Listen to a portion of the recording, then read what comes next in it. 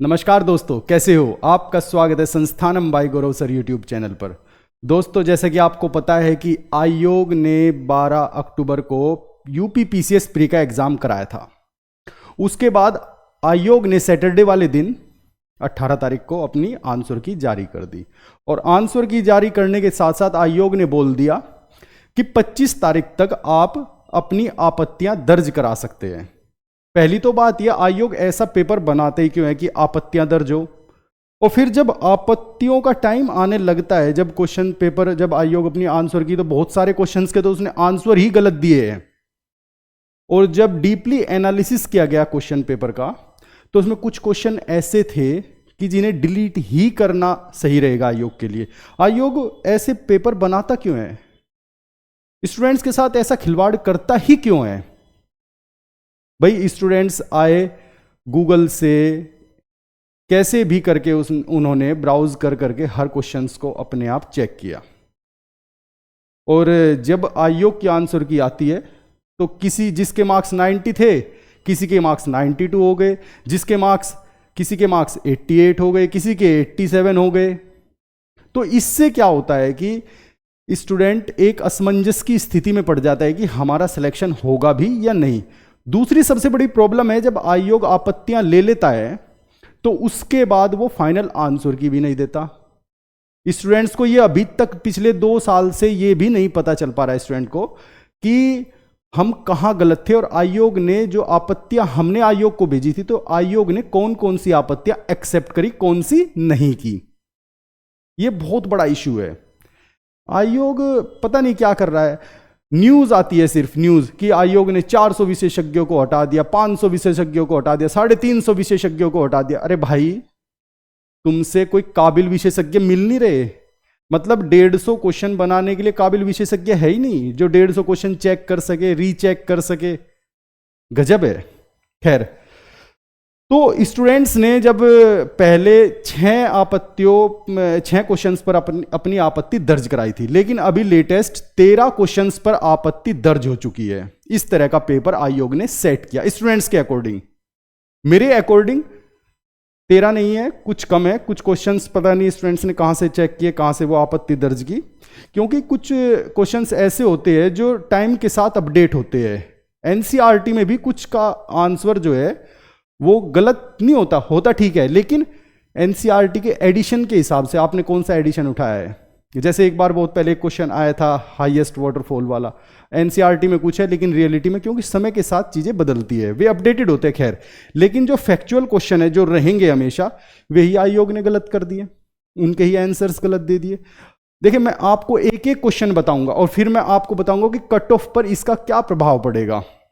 ठीक है, और वो कट ऑफ जो बताऊंगा ना, वो ये समझ लेना, आयोग, मुझे भी ये भी पता है कि आयोग कौन से क्वेश्चन एक्सेप्ट कर सकता है, कौन से नहीं करेगा आयोग। तो इसलिए कट ऑफ का भी मैं बिल्कुल एग्जैक्ट बताऊंगा, जैसे लास्ट टाइम बताया था, इस बार भी बताऊंगा, और ज्यादा बदलाव नहीं होगा। आप धैर्य रखें, सिलेक्शन उन स्टूडेंट्स का होगा जिनका मैं बताने जा रहा हूं। ठीक है, आप पहले क्वेश्चन देख लीजिए, कौन से क्वेश्चन है वे सबसे पहले। ठीक है, उन क्वेश्चंस को डीपली एनालिसिस करते हैं उनका। देखिए, सबसे पहला क्वेश्चन जो आयोग को आपत्ति में भेजा गया, उसमें था अटल टनल वाला क्वेश्चन भेजा गया है। दूसरा क्वेश्चन लाइफ वाला। ये क्वेश्चन जो है स्टूडेंट्स ने गलत तरीके से पढ़ा, या फिर उन्होंने गलत तरीके से इसको आपत्ति भेजी है। ये क्वेश्चन आपत्ति लायक नहीं है, ये बिल्कुल ठीक था। जून में ही lifestyle for the environment जून में ही लॉन्च हुआ था, मिशन लाइफ अक्टूबर में लॉन्च हुआ था। खैर, काम के बदले अनाज,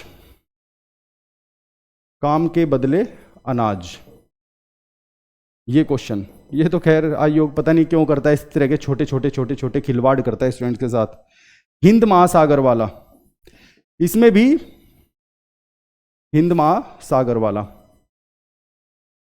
क्योंकि इसमें भी स्टूडेंट्स ने आपत्ति थोड़ी सी पता नहीं क्या सोच के, इरिथ्रियन सी वाला, कि ये रेड सी है रेड सी, लेकिन रेड सी भी इंडियन ओशन का हिस्सा है। ठीक है, रिवोल्ट का तो आयोग या तो पैसे कमाने के चक्कर में है कि आपत्ति आएगी, पैसे आएंगे मेरे पास, पैसे कमाने के चक्कर में आयोग रिवोल्ट का क्वेश्चन गलत कर दिया। रिवोल्ट वाला जबकि उसका सही ऑप्शन है सन्यासी, सबको पता है सन्यासी है, फिर कूका है, फिर उसके बाद नील विद्रोह है, फिर है आपका पाबना विद्रोह। जबकि आयोग ने इन दोनों को इंटरचेंज कर दिया नील को पहले, कूका को बाद में। अरे इनमें तो बहुत सालों का अंतर है, आयोग को खैर कुछ नहीं पता। ठीक है, अगला क्वेश्चन जो है वो अगर हम कॉन्स्टिट्यूशन के हिसाब से देखें तो गलत है, लेकिन हम जो पार्लियामेंट्री एक्ट है उनके हिसाब से देखें तो ठीक है वो क्वेश्चन। जैसे इसमें कहा गया था, एक में असर्शन रीजन था कि एग्जीक्यूटिव रेस्पॉन्सिबल टू लेजिस्लेटिव, ये बिल्कुल ठीक है। लेकिन हम अगर कॉन्स्टिट्यूशन की बात करें तो एग्जीक्यूटिव जो होती है वो लोकसभा के प्रति उत्तरदायी होती है, ना कि लेजिस्लेटिव, क्योंकि लेजिस्लेटिव में आपका प्रेसिडेंट भी इंक्लूड होगा। ठीक है ना, पूरी संसद होती है उसके अंदर। ठीक है ना, तो ये आपका छठा क्वेश्चन था, एग्जीक्यूटिव रेस्पॉन्सिबल टू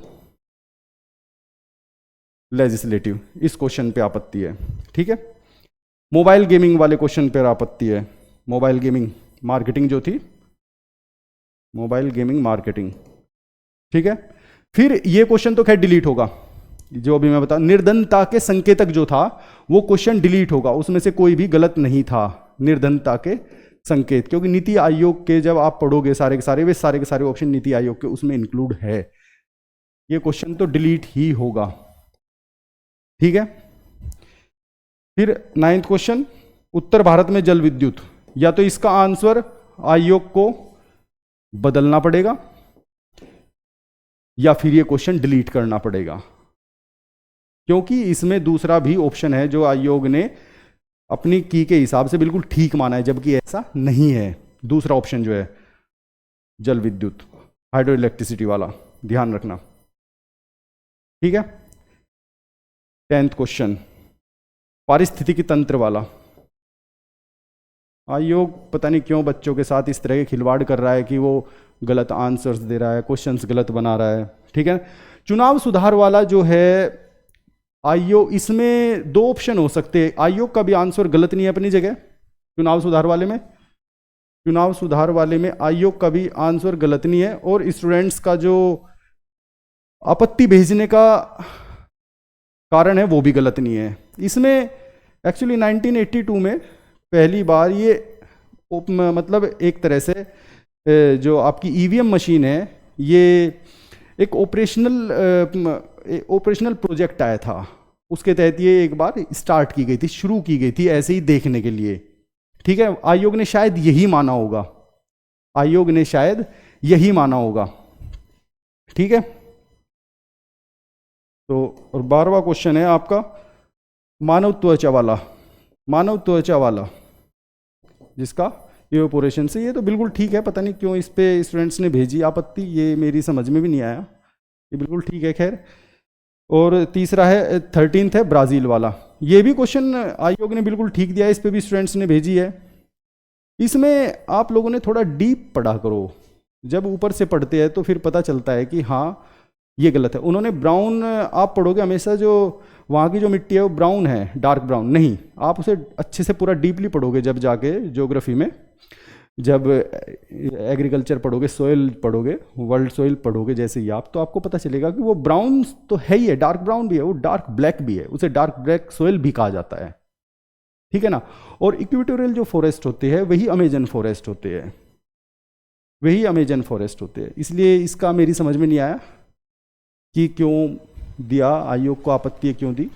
खैर, ये आपत्तियां स्टूडेंट्स ने आयोग के सामने रखी है, लेकिन फिर भी इन सब में सबसे बड़ी बात यह है कि आयोग ऐसा करता ही क्यों है, आयोग ऐसा करता ही क्यों है। भाई मान लीजिए 13 क्वेश्चन दिए, आयोग इनमें से 6 क्वेश्चंस को एक्सेप्ट कर ले, तो जिन स्टूडेंट्स के बेचारों के नंबर ज़्यादा थे उनके कम हो जाएंगे, किसी के कम थे उनके ज़्यादा हो जाएंगे, या कुछ डिलीट हो जाएंगे। लेकिन खिलवाड़ तो स्टूडेंट्स के साथ हो रहा है ना, मेन चीज़ तो यह है कि खिलवाड़ स्टूडेंट्स के साथ हो रहा है। लेकिन आयोग सुधरेगा नहीं, सिर्फ उसे पैसा कमाना है और सिर्फ पैसा ही कमाना है, यही करेगा। और फाइनल आंसर की नहीं देगा, फाइनल आंसर की बिल्कुल नहीं देगा।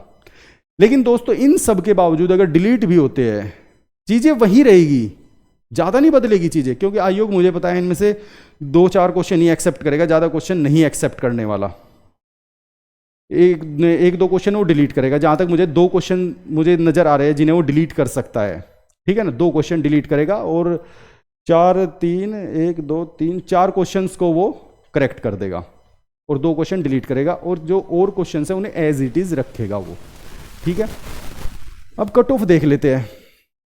अगर हम कट ऑफ की बात करें तो जैसा मैंने अपनी लास्ट वीडियो में बताया था, लास्ट वीडियो में देखिए, जनरल, ओबीसी, कुछ मैंने जनरल बोल दिया तो एक स्टूडेंट है कि जनरल नहीं है, यूआर होता है, अनरिजर्व्ड। चलो आपने मुझे बताया, खैर उसके लिए धन्यवाद, मुझे नहीं पता था शायद, ठीक है ना। और ईडब्ल्यूएस, तो इनकी जो कट ऑफ रहेगी वो 80 से 85 क्वेश्चंस। स्टूडेंट्स, डियर स्टूडेंट्स, मैं बार बार बोल रहा हूं क्वेश्चंस। बहुत सारे स्टूडेंट कैसे सोच लेते हैं कि 80 से 85 के बीच में मार्क्स रहेंगे, मार्क्स नहीं रहते इतने कम, क्वेश्चंस रहेंगे। मैं क्वेश्चंस की बात करता हूं, मार्क्स तो पॉइंट्स में होते हैं, ठीक है।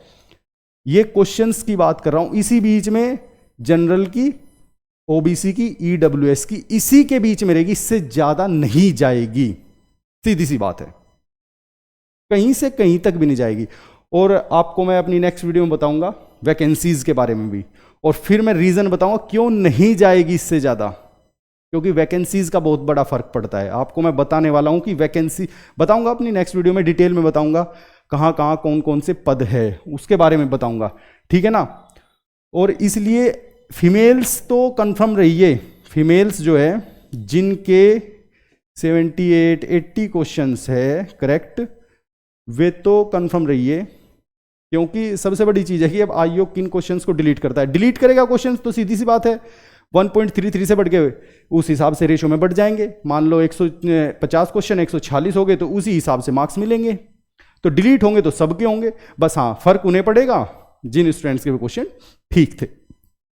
पर ठीक कैसे हो सकते हैं जब वे क्वेश्चन ही गलत थे, ये भी एक बड़ा मुद्दा है। इसलिए डिलीट से कोई ज्यादा फर्क नहीं पड़ने वाला, डिलीट क्वेश्चन से कोई फर्क नहीं पड़ता, इक्वली रेशियो में डिवाइड हो जाते हैं, ठीक है। हाँ, क्वेश्चंस में बदलाव, स्टूडेंट को पता रहता है कि यार मैंने ये क्वेश्चन गलत कर दिया और आयोग ने इसका भी आंसर यही दे दिया जो मैंने किया, तो इसलिए इस भूल में ना रहे। जब फाइनली रिजल्ट आता है वो बिल्कुल ठीक ठीक क्वेश्चंस का आता है, इसलिए आप ऑटोमेटिकली अपना उसे गलत मान लीजिए और डीपली एनालिसिस कीजिए लेटेस्ट अपडेट के साथ, ठीक है ना। तो इसलिए फीमेल्स का भी वही रहेगा, और जहाँ तक एससी का सवाल है तो वही 75 के अराउंड, और एसटी का तो खैर वही 73 के अराउंड रहेगा। तो ये आप मानकर चलिए। जो सबसे बड़ा मुद्दा है वही है कि स्टूडेंट्स जो अनरिजर्व्ड कैटेगरी के स्टूडेंट्स है, या ईडब्ल्यूएस के स्टूडेंट्स है, या ओबीसी के स्टूडेंट्स है, उनमें वेरिएशन होता है। कितनी बार ओबीसी की कट ऑफ ज़्यादा जाती है, ईडब्ल्यूएस हमेशा ओबीसी और जनरल के बीच में रहता है, लेकिन कभी कभी ऐसा भी हो जाता है कि ओबीसी नीचे आ जाए, एक क्वेश्चन मैक्सिमम, 1.5-2 नंबर का फर्क। तो इसलिए मैंने ये इतना बड़ा गैप लिया है दोनों के बीच में, 80 to 85 का। तो इसी बीच में स्टूडेंट्स का रहेगा, इससे ज़्यादा कुछ भी नहीं जाएगा। ये तीनों का बताया मैंने, और जिनके स्टूडेंट्स के नंबर है वे तो अपनी मेंस की तैयारी कर ले। और मेंस का एग्जाम भी बताऊंगा, मेंस एग्जाम अभी नहीं होने वाला है, आराम से आप तैयारी कीजिए, जो भी और आगे के आपके एग्जाम है कोई, उनकी तैयारी कीजिए। और जिनका आरओ में सिलेक्शन हुआ है वे आरओ की तैयारी कीजिए, आरओ का भी अभी नहीं होने वाला, उसकी भी मैं आपको बताऊंगा कि कब ये एग्जाम, दोनों एग्जाम होंगे, ठीक है। और मैं अपनी नेक्स्ट वीडियो में आपको बताऊंगा कि वैकेंसीज कितनी है, कौन कौन सी वैकेंसीज है, कहाँ कहाँ पे है, सारी कुछ उस बारे में अपन लोग डिस्कस करेंगे, ठीक है। दोस्तों, आपको ये सभी जानकारी अगर पानी है तो आप मेरे टेलीग्राम चैनल को भी ज्वाइन कर सकते हैं। मेरा टेलीग्राम चैनल है @GS with गौरव सर 1। इसका लिंक मैंने अपनी वीडियो के डिस्क्रिप्शन में दिया हुआ है, वहां से जाके आप मेरे टेलीग्राम चैनल को भी ज्वाइन कर सकते हैं, ठीक है। और जब प्री का रिजल्ट आ जाएगा उसके बाद मैं आप लोगों को पेपर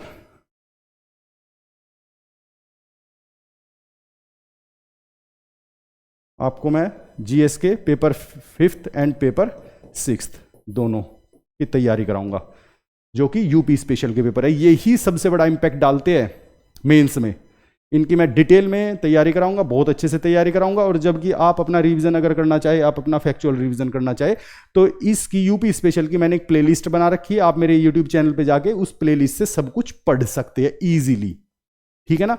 उसमें सब कुछ कवर किया हुआ है, A to Z कवर किया हुआ है, ठीक है। तो आप वहां जाके भी पढ़ सकते हैं, ठीक है दोस्तों। और आप मेरे टेलीग्राम चैनल को जरूर ज्वाइन कर लेना, ठीक है। वहां पर आपको अच्छे से फैक्ट्स मिलेंगे, सब कुछ मिलेगा वहां पर आपको, आपके हेल्प के लिए बहुत कुछ वहां पर मिलता रहेगा, ठीक है। और हाँ दोस्तों, आप लोगों से अनुरोध है कि आप मेरे चैनल को ज़्यादा से ज़्यादा सब्सक्राइब करें, जिससे मेरी रीच आप लोगों तक ज़्यादा से ज़्यादा बढ़े, ठीक है। आज के लिए इतना ही, धन्यवाद।